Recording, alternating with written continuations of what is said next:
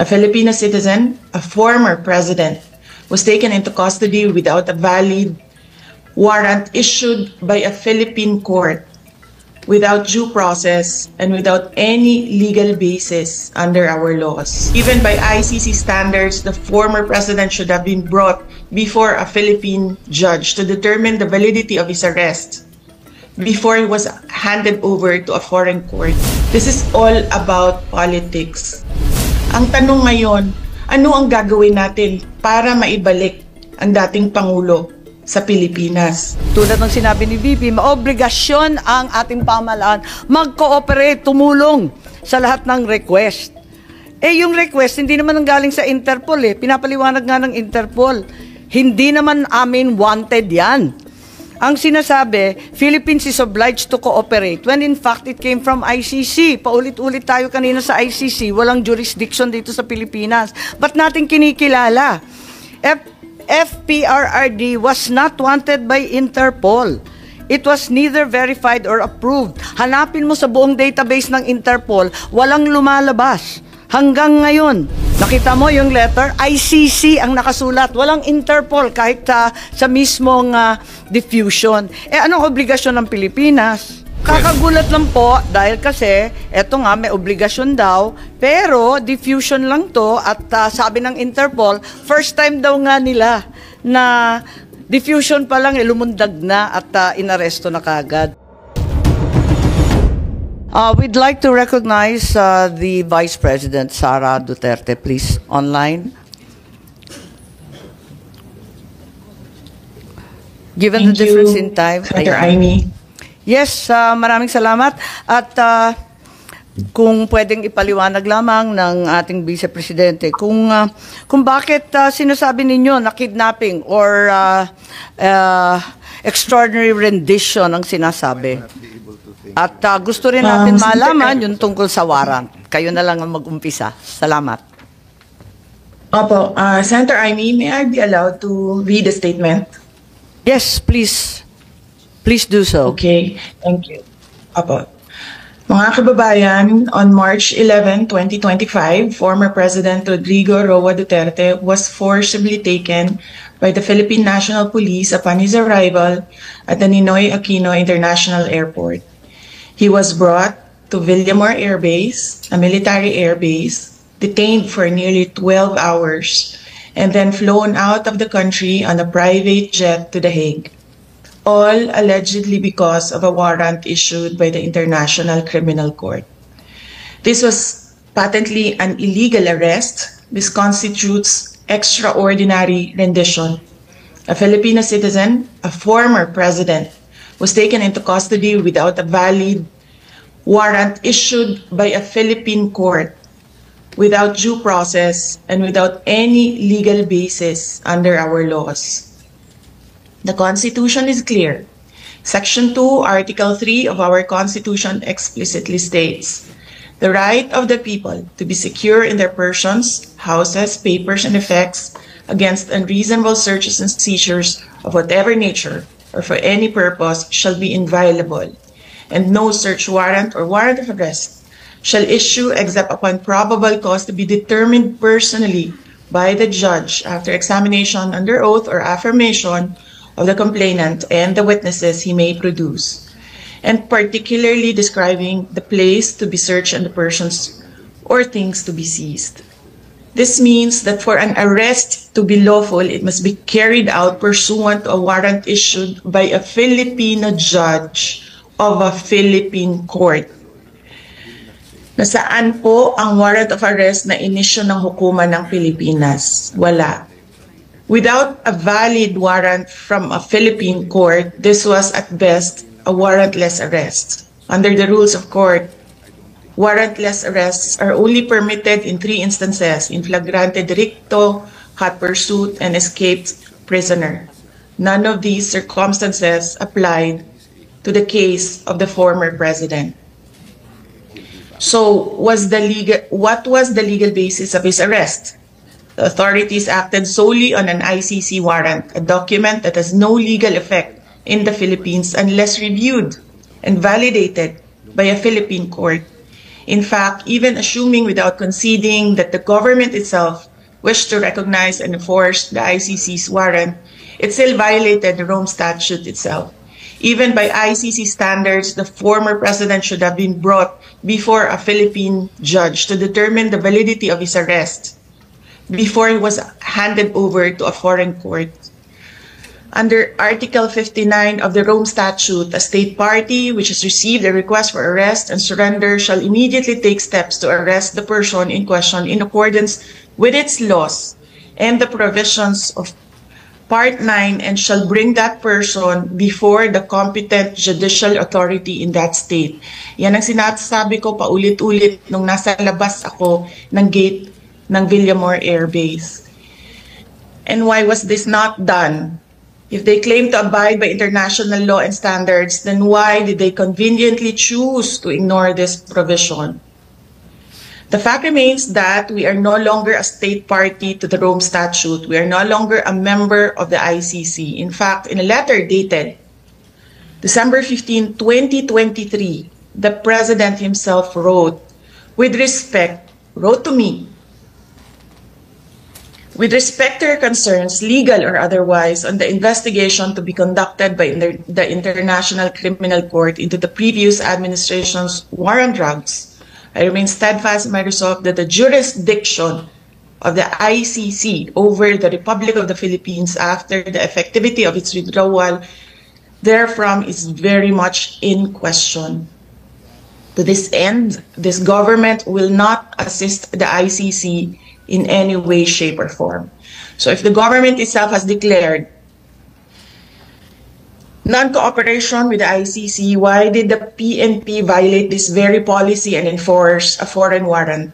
Even granting for the sake of argument that we have some duty to cooperate with either the ICC or Interpol, does that duty override the fundamental rights of every Filipino enshrined in our Constitution?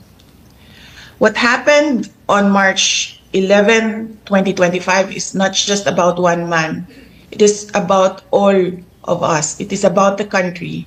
If a former president can be taken without due process, what stops them from doing the same to any other Filipino? Therefore, we must dare to ask more questions. Under whose authority did the PNP act? Why did they enforce a foreign warrant without the Philippine court order? Why didn't they at least bring PRRD before a judge as required by the Rome Statute itself? Even more disturbing is the silence of the armed forces of the Philippines. Why did the AFP stand idly by while a former commander-in-chief was taken from a military base under questionable circumstances? How could they allow a foreign tribunal to override on our constitutional guarantees? We have now lost a former president. I pray that we do not lose the country next. Your Honor, Senators Cayetano and Marcos and other senators present, alam naman natin lahat at alam nila na mali ang ginawa nila. Ginawa nila yon just to demolish political opponents. This is all about politics. The administration is using government resources, the ICC, to demolish the opposition. Wala na tayong argument. Mali ang ginawa. Ang tanong ngayon, ano ang gagawin natin para maibalik ang dating Pangulo sa Pilipinas? Kasi nag-iisa ako ngayon dito na gumagawa ng paraan para maibalik ang ating dating Pangulo sa ating bayan. Thank you. Maraming salamat sa ating Vice Presidente at hindi kayo nag-iisa. Lahat tayo ay naghahanap ng solusyon sa napakakomplikadong pangyayari. Ano sa palagay mo yung nakita ninyong ICC warrant? Kailan ba ipinakita? May sinabi si Counsel o Attorney Medialdea na hindi daw pinakita kay Pangulo Duterte hanggang sa kahuli-hulihan at redacted form pa daw. Tama po ba yun? Yes, Honorable Senator Marcos, ang nangyari kasi, merong ICC warrant. It was diffused to Interpol. It was given to Philippine authorities. Hindi siya nagkaroon ng red notice. Kaya yung ibang bansa, hindi nila alam. Wala silang notice na merong ganong warrant. Ang nangyari, ICC, Interpol binigay sa Philippine authorities. And the Philippine authorities or the Philippine National Police, in-implement nila yung warrant diretso doon sa akusado, hindi nila dinala sa korte natin dyan sa ating bansa. Tama po. At yan ang pinag-uusapan namin kanina ni Executive Director Alcantara ng Transnational Crime na ang pinadala lamang ay isang diffusion. Ito ang kauna-unahang pagkakataon na ang warrant of arrest was honored by a member state. Samantalang diffusion pa lang to, wala pang compliance review, wala pang ibinibigay sa secretariat ng Interpol, walang task force yung Interpol at walang kaalam-alam yung commissioner ng Interpol. Ang sabi nga ng Interpol, si Presidente Duterte ay hindi wanted ng Interpol. Wanted daw siya ng ICC. Pinadala lang daw sa kanila. As a matter of fact, under Article 97, Section 4 of Interpol's own rules on the processing of data, it is very clear that there are so many requirements before any action can be taken. Kung pwede, ipakita natin ang itsura ng isang diffusion versus isang red notice. Ibang-iba po yun. Ni walang red notice at yung diffusion, parang sabi nga ni VP, parang tinimbre lang sa mga kasama sa Interpol ng mga miyembro. Hindi dinaan sa mismong review. So, nais natin pag-usapan at tanungin kay Executive Director. Tama po ba yun?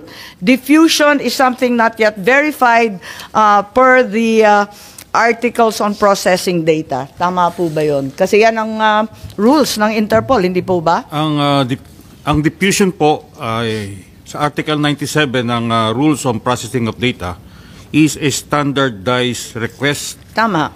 to arrest, detain, or restrict movement Right. of accused. Ito, Tama, pero Tama po. hindi pa siya verified, hindi pa siya naimbestiga at hindi pa nailalagay bilang opisyal. Wala pang task force, wala pang compliance review. Pero hindi po ibig sabihin noon na wala siyang value. Pero mismo yung Interpol, sinasabi po sa atin na first time daw na yung member state agad-agad in-acknowledge. Wala pa namang kaalam-alam. Ang mismong Interpol Secretariat, walang kamuang-muang kasi between states lang to, ICC lang at Interpol. Whether it is a red notice or wanted person diffusion, obligado po tayong mag-comply. Hence, our job in the NCB is to distribute the diffusion notice. Nandyan, pinapakita natin yung red notice sample versus yung diffusion order. Ibang-iba po, di ba, yung itsura? Magkaiba po. Magkaiba, yung kay Arnie Teves yan, tsaka ito kay PRRD, ibang-iba po. Magkaiba po. Talagang hindi sila. Magkaiba So, po. admitido po ninyo, walang red notice? Yung red notice po, wala po siyang red notice. Walang dumating, merong tinatawag po na O, tama. red so, diffusion. Kung ganun, sinasabi, tulad ng sinabi ni VP, maobligasyon ang ating pamahalaan mag-cooperate, tumulong sa lahat ng request. Yung request, hindi naman ang galing sa Interpol Pinapaliwanag nga ng Interpol. Hindi naman amin wanted yan. Ang sinasabi, Philippines is obliged to cooperate when in fact it came from ICC. Paulit-ulit tayo kanina sa ICC, walang jurisdiction dito sa Pilipinas. Ba't natin kinikilala? FPRRD was not wanted by Interpol. It was neither verified or approved. Hanapin mo sa buong database ng Interpol, walang lumalabas. Hanggang ngayon, it's not there. Read out the email address from the letter. Nakita mo yung letter? ICC ang nakasulat. Walang Interpol kahit sa mismong diffusion. Anong obligasyon ng Pilipinas? Kapag hindi tayo nag-comply sa isang diffusion, anong mangyayari sa atin? Hindi na tayo bahagi ng Interpol? Paparusahan tayo? May parusa po ba? Not necessarily. Hindi po ganon. Kapag diffusion, what will happen? Gaya po na nasabi ko kanina, ang diffusion po at requesting for looking for wanted persons, pareho lang po na ng red notice. Hindi po pareho yun. Ang hindi lang po siya, liwanag ang nito. pagkakaiba po niya, Kababasa mo lang ng Article 97, pambihira ka naman, Opo. sir. may pagkakaiba nga po eh. Kaya Kasi nga. yung red notice has to be processed by the Pero di ba yung kay notices. Congressman Arnie Teves, red notice na. Ayan, dinadaan pa rin sa proseso ng maliit at mahirap na bansa katulad ng Timor-Leste. Ayaw pa rin nila pumayag. Dahil ang sabi nila, dadaan muna ito sa korte natin. Ngayon tayo, lumundag tayo sa diffusion. Ano bang commitment natin? Anong mangyayari sa atin? Sinabi na natin, ICC has no jurisdiction. Tapos, ICC warrant has no effect. Tama ba yun? Di ano ngayon yung Interpol? May obligasyon ba tayo sa Interpol? Diffusion pa lang to. Obligado po. Obligado. Bakit? Obligado. Anong mangyayari kung di tayo sumunod?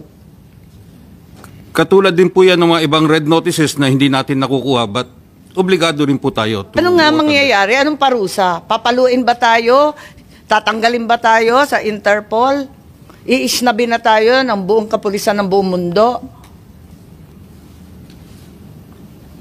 Hindi ko po masasagot yung gagawin ng Interpol sa atin, but masasabi ko po we have to comply with both the diffusion and the red notice. You have to.